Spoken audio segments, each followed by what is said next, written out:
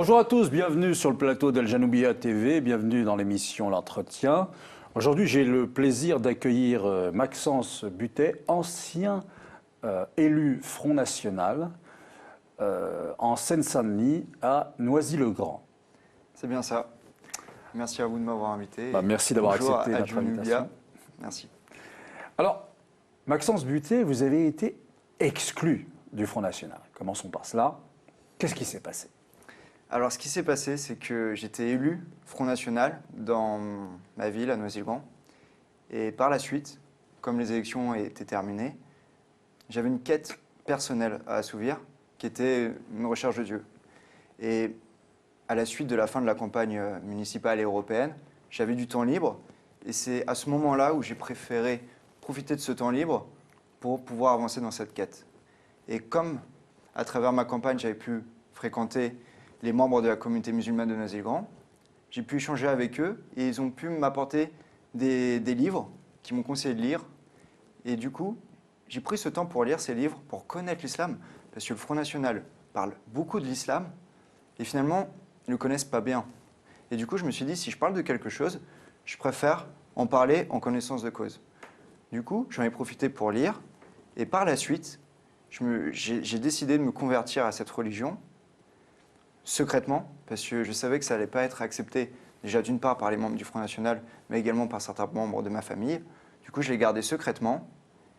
Et il s'est avéré que, de fil en aiguille, en fait, ma conversion s'est sue au sein du PCF de Saint-Denis. Du PCF, du Parti communiste. Du Parti communiste de Saint-Denis. D'accord. Qui ont fait cette remarque à un membre UMP qui allait rejoindre le Front National. Et une fois qu'il a su, il a appelé les élus. Comme on lui avait dit qu'un des élus FN représentait l'islam et qu'il trouvait ça étonnant. Du coup, il a appelé chaque élu. Et lorsqu'il m'a appelé, je lui ai répondu et effectivement, je lui ai dit que c'était moi qui m'étais converti à l'islam. C'est extraordinaire, il a fait son enquête alors. Il a fait son enquête. D'accord. Et c'est quelqu'un du Parti communiste. Alors, c'est ceux du Parti communiste qui ont diffusé l'info à un membre qui allait rejoindre le Front National. D'accord, d'accord. Et alors, avant d'y revenir, ces amis qui vous ont prêté ces livres, ces amis musulmans, savaient que vous étiez au Front National ? Ils le savaient parce que j'avais fait campagne pour le Front National et c'était eux qui étaient venus me voir. Ah bon ? Et du coup, mais ils étaient venus me voir plus pour qu'est-ce que je comptais faire pour la ville, sachant qu'il y avait une forte communauté musulmane à Noisy-le-Grand et qui n'avait pas de mosquée, qui priait dans un local désaffecté. Du coup, ils étaient plutôt sur la cour extérieure et ils m'avaient demandé qu'est-ce que je comptais faire. Et ce que j'avais décidé de faire… Ils sont partis voir un membre du Front National pour lui demander ce qu'il comptait faire pour la mosquée. Parce qu'ils me disaient qu'ils avaient pu voir les autres élus et que finalement ça avançait pas. Et du coup, on s'est dit, on va aller voir le jeune, il est peut-être ouvert d'esprit, on va savoir ce qu'il va pouvoir proposer. Au moins, on aura pu discuter avec lui. Et du coup, j'ai échangé avec eux. Et ce que j'avais décidé de faire, c'est d'aller voir où ils priaient. Parce qu'en fait, personne ne s'était déplacé, aucun élu s'était déplacé pour voir où priaient les musulmans. Du coup, pendant la campagne, j'ai été le premier candidat à m'être déplacé sur place pour voir où est-ce qu'ils priaient. Et c'est vrai que ça… Bon, moi, ça a dû leur faire bizarre. Ça a dû leur faire bizarre, effectivement. Mais derrière, moi, j'ai trouvé que c'était une bonne chose parce que finalement, c'était par rapport à l'image qu'on pouvait donner du Front National. Ça cassait cette image. Et c'est peut-être ça aussi qu'on m'a reproché. Parce que lorsque je me suis engagé au sein du Front National, je me suis engagé sur la charte du Front National pour les municipales, qui était qu'on reconnaît les habitants, les citoyens, par rapport à leur nationalité. C'est-à-dire, s'ils sont français, on les considère français, peu importe leurs origines et leur religion. Et c'était vraiment le projet auquel j'avais adhéré. Maxence, putain, vous y avez cru à cette charte? J'y ai cru parce que c'était moi le tête de liste et que lorsque Marine Le Pen avait repris le Front National, je me suis dit, elle fait une coupure avec son père. Et moi, je vais adhérer à ce projet. Oui, pour moi, c'était mon engagement au sein du Front National. C'était avant tout un engagement patriote. Et c'est pour ça que j'adhère à ça. Parce que pour moi, je ne faisais pas de distinction entre les Français. S'ils se considèrent français, ce n'est pas à moi de dire il est français, il n'est pas français. D'accord. Suivant la loi, il est français. Du coup, après, si dans son cœur, c'est différent, ce n'était pas à moi de juger. Et du coup, j'étais vraiment axé sur ce projet. Mais moi, j'ai envie de vous dire que la question n'est peut-être même pas là. Et qu'en fait, Marine Le Pen ou le Front National, s'il veut gagner, c'est forcément en stigmatisant une communauté. Parce qu'il n'y a pas vraiment de programme. On l'a vu, il n'y a rien à proposer de concret et de réaliste. Et que forcément, donc exister, c'est exister en dénonçant tantôt l'un, tantôt l'autre. Donc cette charte, c'est un bout de papier. Comme les gens du Front National disent en accusant certains musulmans, cette carte nationale, cette carte d'identité nationale que vous avez c'est que du papier, quoi. C'est pas dans votre cœur. Finalement, vous savez, c'est un peu l'effet. On accuse l'autre de ce dont on est un petit peu coupable aussi. C'est pour ça que ça me paraît étrange que, enfin peut-être dû à votre jeune âge, vous y avez cru. Par naïveté peut-être, parce que aussi j'ai pas eu assez de recul pour éprouver véritablement le discours de Marine Le Pen. En tout cas, vous vous êtes rendu compte que c'est faux. Je me suis rendu compte. Mais déjà, j'ai eu certains soucis pendant ma campagne.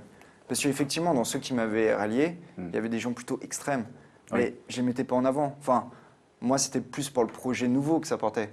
Mais j'ai vu quand même que l'électorat du Front National, c'est pas forcément des lumières et leurs valeurs sont pas forcément bonnes. Enfin, ça regroupe beaucoup de personnes, mais dans certains, effectivement, c'est du racisme, j'allais dire du racisme stupide. Nuisible pour la France. Je pense que c'est l'ignorance, on cherche peut-être un coupable.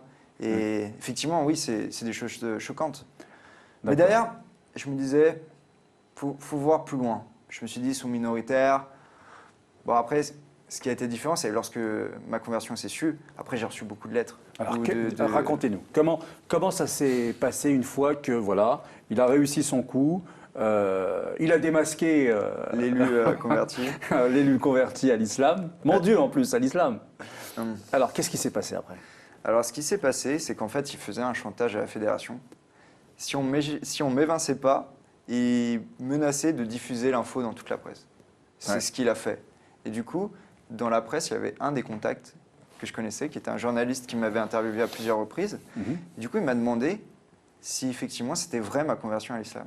Et je lui ai dit que oui. Et du coup, il s'est dit, tiens, je tiens un gros papier, il faut vraiment que je vous voie. Est-ce qu'on peut se voir au plus vite? Et je lui ai dit, c'est pas facile parce que le parti devait négocier son image. Il devait réfléchir à comment aborder cette situation nouvelle. Du coup, je lui ai dit, laissez-moi un peu de temps et pourquoi pas. Et à la suite entre guillemets, de l'agitation au sein du Front National de ma conversion, il ne me proposait pas de solution. Et on m'a même dit, reste de côté, parce que les autres responsables, c'est pas passé. Du coup, il faut même pas que tu viennes, parce qu'on avait une conférence. Enfin, ne vous montrez pas trop, quoi. C'est ça. On avait c'était pour les départementales, pour présenter les candidats, et on m'avait demandé de pas venir. Et je me suis dit, attendez, il y a 4 élus Front National en Seine-Saint-Denis. Je fais partie d'un tête de liste. On avait 2 têtes de liste, et vous me dites à moi aujourd'hui de pas venir, alors que je suis peut-être celui qui s'est le plus investi sur cette campagne pour le 93. Du coup, j'ai dit non. Et à la suite de mon refus, il m'a dit bon, je te suspends. Je fais d'accord. Et en fait, comme il m'avait suspendu, j'ai fait cette interview.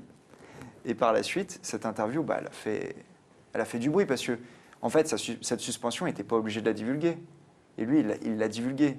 Du coup, le raccourci a été fait, je me suis converti et du coup, je suis suspendu. Mais indirectement, c'est pas faux. Parce que c'est du fait qu'ils n'avaient pas accepté ma conversion qu'il y a eu cette histoire de suspension. Mais pourquoi ils n'ont pas... Alors, croyons naïvement à cette charte. Elle dit que vous avez le droit à vous convertir à toutes les religions qui vous chantent. Alors pourquoi ils vous ont suspendu? Parce que certaines personnes sont contre... Enfin, ça les gêne l'islam. D'accord, mais là c'est quand même les décideurs qui vous ont suspendu. Effectivement, c'est le décideur du 93. Le décideur du 93. Qui a été appuyé. Du coup, oui, effectivement. Bon, est-ce qu'on peut dire que la présidente du Front National a appuyé cette décision de vous suspendre? Non, après, directement, je ne pense pas qu'elle était au courant. Parce que voilà, j'étais un petit élu, je pense qu'elle n'était pas au courant. Après, par la suite, elle a été au courant. Parce que quand elle a eu dans la presse, toute la presse relayait l'information, oui, là, elle a été au courant. Un relais, voilà. Bien sûr. Et après, ce qui est intéressant, c'est qu'en fait, elle passait devant la justice. Elle comparaissait devant la justice parce qu'elle avait accusé les prières de rue comme synonyme d'occupation. D'occupation, absolument. Et du coup, c'est vrai qu'avec ce qu'elle vivait, du coup, elle a un peu regardé ça et elle s'est dit, est-ce que c'est pas... Comment je vais faire? Parce que, en fait, moi, je m'étais rendu sur place pour voir la communauté musulmane et il y avait eu des photos qui avaient été faites et on pouvait penser que c'était une prière de rue et que j'étais devant une prière de rue. Du coup, elle m'a fait, comment vous voulez que je sois crédible, entre guillemets, si je vous condamne, enfin, si je fais pas de sanctions, si vous êtes devant une prière de rue, alors que je compare ça un peu à l'occupation. Enfin, c'est vrai qu'il y avait un petit peu... Vous l'avez rencontré vous-même? On s'est rencontrés, oui, pour en parler. Et alors? Et alors, En tête à tête ou avec... On était plusieurs, en fait, c'était avec tous, on va dire, tous les grands responsables du Front National. D'accord. On a fait une commission et du coup j'étais... Sur votre cas? Sur mon cas. Alors. Et du coup on s'est tous réunis, sauf que moi j'étais confiant parce que j'avais tous les mails. Et enfin, s'il y avait un reproche à faire à quelqu'un, c'était pas à moi parce que j'avais reçu des mails du type... en fait, ils faisaient des amalgames énormes comme Daesh, l'islam, enfin... Parce que c'était le début, c'était en 2014. Enfin, Daesh, on n'en parlait pas autant qu'on en parle aujourd'hui, mais on a commencé à le relayer, l'information. Et du coup, certains élus, enfin, pas des élus parce qu'ils n'étaient pas élus, mais des responsables du Front National faisaient ces raccourcis. Du coup, moi, quand je lui ai montré les mails, elle pouvait difficilement m'accabler, parce que ce qui a gêné beaucoup dans cette histoire, c'est que j'ai diffusé une vidéo sur le Coran. En fait, comme ils ne comprenaient pas pourquoi je m'étais converti et qu'ils me demandaient de me justifier, chose que je n'aurais pas dû à faire, ceci dit, parce que finalement, si on respecte toute religion, on n'a pas à se justifier. Mais bon, j'étais dans le dialogue, j'aurais dit, mais écoutez, moi, si je me convertis à l'islam, c'est pas par amour pour une femme ou parce que je suis tombé amoureux de la culture arabe, c'est parce que c'est vraiment un rapport métaphysique. C'est un rapport à Dieu, c'est un rapport au réel. Et ma conversion, elle est dans cette démarche spirituelle. Et du coup, j'avais appuyé ce message avec une vidéo. Et en expliquant que vous prétendez être de futurs élus du 93, sachant que c'est un département qui a une grande communauté musulmane, en gros, vous l'insultez. Enfin, pour moi, c'était ça. C'était, si vous faites ce genre de raccourci, c'est une insulte. Du coup, j'ai mis cette vidéo. Et après cette vidéo... Et qu'est-ce qu'elle contenait, cette vidéo? Elle contenait certains passages du Coran, avec, c'était par rapport aux miracles scientifiques du Coran. Enfin, moi, c'est des choses qui m'avaient interpellé. Du coup, j'avais pris une vidéo et je l'avais diffusée. En plus, je n'avais même pas tout regardé dedans. Mais il n'avait pas de message de haine. C'était vraiment un aspect scientifique à la religion. Parce que souvent, on oppose les deux. Et du coup, ils ont très mal réagi. Ils ont très mal réagi. Oui, ils ont dit, c'est pas la question, Maxence. C'est pas ça. C'est pas possible. Non, ils ont dit, c'est pas possible. Comment ça, c'est pas possible? Parce qu'ils ont pris la vidéo comme un message prosélyte. C'est comme si je leur demandais de se convertir. Alors voilà, alors que pas du tout, c'était eux qui me demandaient de me justifier. Je leur ai envoyé pour expliquer un peu pourquoi je m'étais converti. Et après, on me disait, mais il fait du prosélytisme. Et en plus, c'est Marie-Maréchal Le Pen a été revenue sur ses propos, sur l'histoire, et elle avait dit, effectivement, il a fait du prosélytisme, il a envoyé une vidéo au fichier des adhérents. Alors il veut convertir le Front National. Loin de là, c'est les responsables qui me demandaient de me justifier, je leur envoie une vidéo, et après, on m'accuse de prosélytisme. Mais du coup, voilà, c'est une histoire, ça montre bien, parce que derrière, ils n'avaient plus de ligne de défense. Une fois qu'ils disent qu'ils m'ont suspendu, vous ne pouvez pas me dire, ah oui, mais on lui a demandé de se justifier. Non, ils sont allés sur le terrain, mais ils faisaient du prosélytisme. C'est normal, on ne peut pas le laisser. Voilà. On a le droit de se convertir à la religion qu'on veut, mais on n'a pas le droit de faire de prosélytisme. Voilà, c'est un peu avec Donald Trump, l'effet alternatif. On transforme la réalité, ça nous arrange plus comme ça, bon, on va défendre cette ligne-là. Comme l'histoire du clin d'œil aux électeurs de François Fillon. Le plagiat du discours, on regarde, c'est pas un clin d'œil, c'est simplement ils ont plagié. Derrière, bon, on va le justifier par un clin d'œil. Ils n'ont pas de problème à faire. Et après alors, qu'est-ce qui se passe? Et du coup, après... Donc vous êtes exclu? Je suis exclu. Vous êtes suspendu? Je suis suspendu, réintégré. Je suis suspendu, je suis réintégré. Et une fois que l'histoire, au bout de 4-5 mois, se tarit un peu, là, je suis exclu. Vous avez été réintégré? J'ai été réintégré. Tout simplement parce que lors de la commission, je leur ai présenté tous les mails que j'avais reçus et qui pouvaient difficilement m'exclure. Mais c'est quand même étrange parce que on est quand même sur une affaire où on convoque quelqu'un à une commission et l'objet de cette convocation, c'est il s'est converti à l'islam. C'est ça. C'est ça. Bon, après, c'était tourné parce que comme la commission, elle ne s'est pas faite dans les jours. C'est fait 2 semaines après. Après, les journalistes Rivarol, Alexandre Watt, enfin un peu tout le monde s'intéressait au sujet. Du coup, il y a eu d'autres articles qui ont été faits, et dont des photos qui sont ressorties, alors qu'il n'y avait pas de lien avec l'affaire. Mais comme quoi je soutenais les prières de rue, parce que j'avais été posé devant. Alors qu'au début, c'était pas ça dans l'histoire. Du coup, ça a pris une autre ampleur, c'était différent. D'accord. Alors après, qu'est-ce qui se passe? Après, vous êtes réintégré, vous êtes exclu. Je suis réintégré.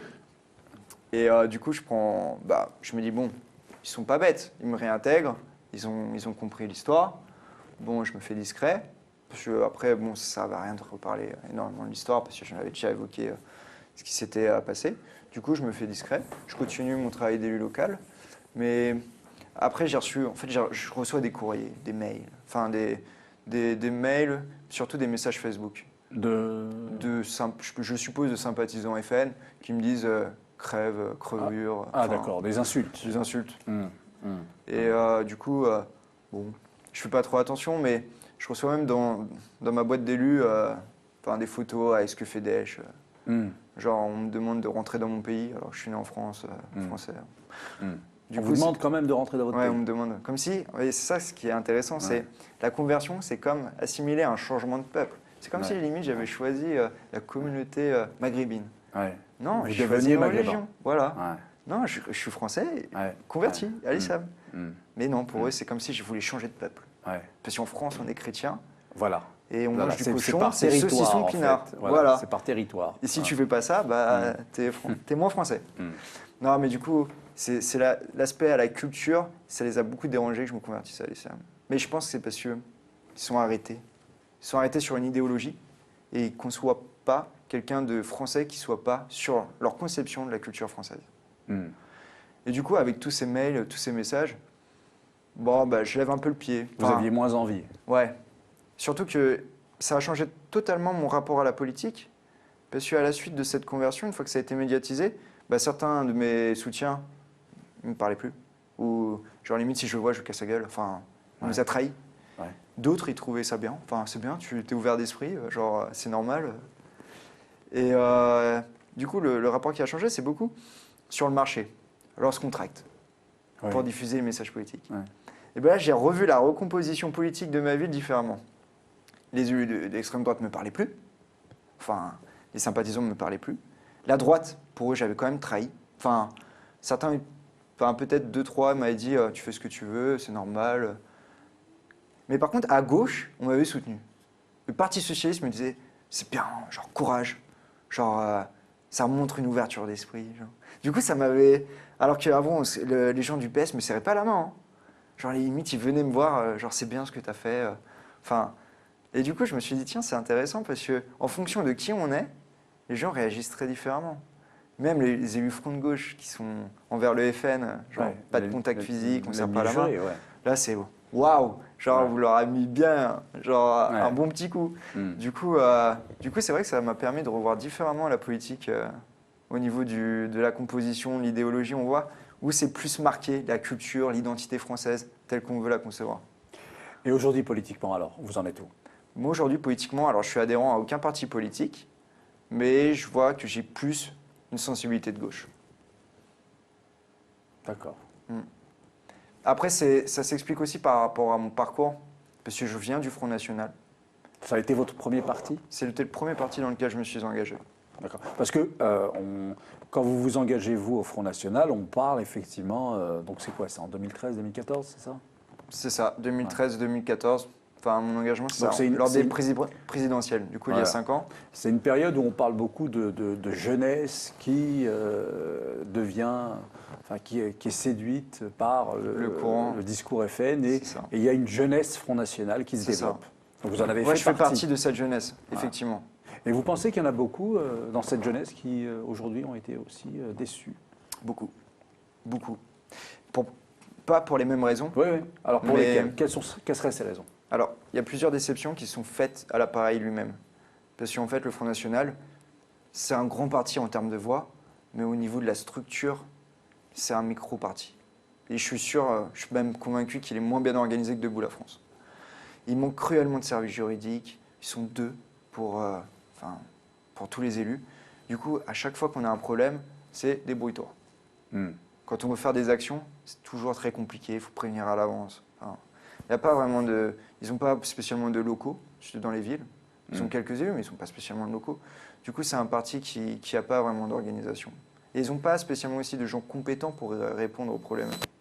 Par exemple, tout ce qui serait problème recours administratif, ils ne sont pas spécialement de juristes qui soient spécialisés en droit administratif pour pouvoir aider les élus. Du coup, ça, c'est une première déception, parce qu'on est obligé de faire avec nos propres contacts. Et dès qu'on trouve quelqu'un un peu sympathisant Front National qui sait se débrouiller dans la matière, on se dispute un peu tous pour être avec cette personne, pour qu'il puisse nous aider. Du coup, ça, c'est un premier problème. C'est que tout traîne. Du coup, ça peut écœurer. Même si on partage les idées, on se dit ils vont pas faire bouger le pays, parce que c'est déjà trop difficile de faire campagne, comment on peut faire bouger le pays? Ouais. Du coup, ça peut être la Donc première. en fait, l'adhésion, c'est d'abord alors une volonté de faire bouger le pays. Bien sûr, je pense que ceux qui s'engagent, en fait, c'est très simple. Au Front National, ceux déjà qui votent Front National, la plupart, ils veulent pas que ça se sache. Ils vont dire, s'ils voient quelqu'un sympathisant, ah c'est très bien, mais moi je m'engage pas. Parce que voilà, j'ai pas envie qu'on le sache. D'accord. C'est des gens, ils assument très peu leurs idées. C'est pour ça que ceux qui disent non, nos idées sont légitimes, je trouve pas tant que ça, parce que si vraiment elles sont légitimes et qu'on peut en parler, on n'a pas à se cacher. Oui, comme tout à ça. fait. Enfin, je veux dire, si quelqu'un est humaniste, bon, effectivement, c'est sûr que ça paraît mieux, mais si on défend telle proposition, on peut discuter avec les gens, on peut essayer d'argumenter. Moi, c'est ce que j'ai fait. Moi, j'ai pas honte de mes idées. J'étais convaincu par mes idées. Certes, je me suis peut-être laissé duper par rapport à la conception que je m'en faisais par rapport au parti, mais au moins, j'assumais mes idées et j'y allais. Du coup, la première déception pour ceux qui quittent le Front National, c'est ça. Ouais. La deuxième, c'est que le Front National a une campagne de dédiabolisation Oui. qui ne se fait pas du tout sur les principes qu'ils défendent, c'est-à-dire la méritocratie. Ils parlent beaucoup de Tout à méritocratie, fait. Ouais. alors que le principe de dédiabolisation, c'est un petit peu, on a des anciens élus qui font du travail depuis longtemps. Ça, je connais, c'est un élu de Saint-Raphaël qui m'expliquait ce problème. Et ils avaient un ancien élu ou sympathisant UMP qui venait de les rejoindre. Ils se sont dit, on va le mettre en avant, comme ça on va montrer que les gens de l'UMP nous rejoignent. Alors qu'il n'y avait pas de légitimité à qu'il soit plus mis en avant. Ouais, d'accord. Aucune méritocratie. Et puis aussi, par rapport à l'orientation sexuelle, ils vont faire aussi des choix. Par exemple, quelqu'un d'homosexuel, sera mis en avant. comme ça on va dire, vous voyez, on n'a pas de problème avec l'homosexualité. Et du coup, ils biaisent le principe Donc de c'est méritocratie. de la communication. C'est de en la fait. communication. Ils sont Oui. énormément basés sur la communication. Dès qu'ils ont quelqu'un de noir ou d'arabe, ils vont le mettre en avant D'accord. pour dire, vous voyez, un patriote, s'il est patriote, s'il est d'accord avec Mais, ils sont mis en avant. Tous les partis font ça. C'est pas propre. Mais vous Mais pensiez c'est que le très FN marqué, c'était différent. c'est parce qu'ils ont peu... Je connaissais des musulmans Ouais. au Front National. Ouais. Des noirs, non, pas trop, ils sont très rares. Ouais. Mais des musulmans, on en avait quelques-uns, mais la plupart, ils partent. Ah, Ils restent viennent. pas. D'accord. Ah ouais. Ils restent Ouais, pas. ouais. Enfin, bon, moi j'en fais partie, mais moi c'est différent. Mais ils restent pas. C'est au bout d'un moment, c'est pas, je sais pas si on comprend qu'on n'a pas notre place, mais on reste pas. Et pourtant, je pense pas que ce soit le fait qu'on soit pas patriote ou. Ouais, ouais. Ben oui. Et pourtant, avec tout ce que vous dites, le parti du Front National n'a jamais été aussi haut. Mais je pense que s'il est haut aujourd'hui, c'est parce qu'il y a plus de haine envers les politiques qui nous ont gouvernés que de haine envers le Front National. D'accord. Parce qu'aujourd'hui, si Donc, on considère que la France va mal, Ouais. on va généraliser. Bon, c'est les politiques en place. Ouais. Il y a une alternance gauche-droite. Ouais. C'est eux les fautifs. Ouais. Du coup, toute personne qui va se représenter avec cette Ce qui étiquette, peut se comprendre. bien sûr, bien Au sûr, bout d'un moment, il faut bien dire aux politiques en place, vous êtes responsable Voilà. de quoi vous êtes responsable de. À un Mais moment d'ailleurs, donné, après, c'est plus. Enfin, moi, je pense qu'il faut prendre plus dans les détails. Ouais. Par exemple, Emmanuel Macron, on ne Ouais. peut pas lui faire porter. Enfin, comme là, c'est les présidentielles, on ne peut pas lui faire porter les 30 ans avant. Non, bien sûr. On peut pas. Ouais. Bah non. Et il c'est était pas comme, là. c'est comme si. Enfin, il y a On ne beaucoup peut pas de- lui reprocher d'avoir Bien accepté sûr. un poste de ministre. On Et peut ça, pas ça me reprocher fait, ça me fait sourire parce que ceux qui rejoignent aujourd'hui le Front National, il y Ouais. a des élus UMP, parce que comme ça manque réellement de compétences, ils savent qu'ils ne peuvent pas être mis en avant à l'UMP, parce qu'il y a d'autres personnes. Ils se disent, bon, j'ai envie d'être élu, je vais rejoindre une liste Front National. J'ai Et là, beaucoup c'est de comme chance, s'ils j'ai plus avaient... de chance. En fait, c'est une question de. Voilà, c'est pour être élu de aussi. chance d'être élu. Il y a de ça. Et comme ça, ils se disent, c'est bon. C'est comme s'ils étaient devenus purs, entre guillemets. Ils avaient milité pour l'UMP, du coup pour les politiques en place. D'accord. Et là, ils passent au Front Et National. il passe C'est- dans un Front National dédiabolisé. Voilà, et du coup, plutôt ce que je voulais faire comme rapprochement, c'est du fait qu'ils passent au Front National, c'est comme s'ils étaient plus coupables des gouvernements d'avant, alors qu'ils avaient milité pour. Enfin, c'est ça qui est intéressant, c'est qu'aujourd'hui, ils vont critiquer les nouveaux adhérents du Parti Socialiste ou de l'UMP, alors qu'eux-mêmes, ils ont resté longtemps au sein de l'UMP, ils vont rejoindre un an le Front National. Ah non, moi, je n'étais pas responsable, j'étais conseiller général de telle chose, mais non, c'est pas moi. Enfin, c'est pour ça, je trouve. Mais Parce ça- qu'elle a eu quelques soutiens, j'ai plus les noms en tête malheureusement, mais. Est-ce que. Alors, là, on est quand même à une période assez cruciale, quand même. Un pays. Bien sûr. Je le disais, un Front National au plus haut niveau dans les sondages. On estime qu'il y a 40% de gens qui serait content de voir la présidente du Front National présidente de la République française. C'est pas rien, c'est quand même beaucoup. Mais pensez qu'en cas d'échec, il y a une scission au parti? Alors, c'est intéressant. Je pense que s'il y a un échec notable, vraiment qu'ils font moins bien que ce qu'ils attendaient, je pense que ça peut bouger. D'accord. Parce que là, plus ou moins deux lignes, même si ça les dérange, plutôt une ligne Philippot et une ligne Marion Maréchal Le Pen. Alors, quelle serait la différence entre ces deux lignes? Selon vous, c'est quoi la différence? Pour moi, Philippot, il est beaucoup moins axé religion. Enfin, mariage pour tous, il est moins sur les valeurs de catholique. Il est plus sur l'aspect étatique de l'État. Alors que Marion Maréchal Le Pen, elle est plus sur les valeurs traditionnelles, sur les valeurs catholiques et l'aspect libéral. Et quel est le courant majoritaire? Je pense que c'est... En fait, ça dépend, je pense, des tranches d'âge. Parce que je pense que les jeunes seraient plutôt avec Philippot, mais que les plus anciens seraient plutôt Marion Maréchal Le Pen. Et Marion Maréchal Le Pen, je crois qu'elle avait fini première lors du congrès en 2015 à Lyon.